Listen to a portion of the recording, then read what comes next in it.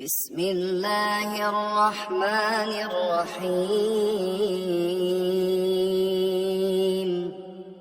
قل يا أيها الكافرون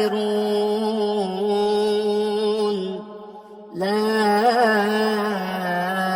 أعبد ما تعبدون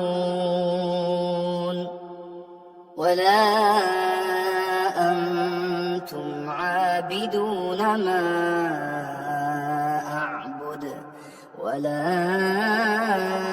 أنا عابد ما عبدتم ولا أنتم عابدون ما أعبد لكم دينكم ولي دين.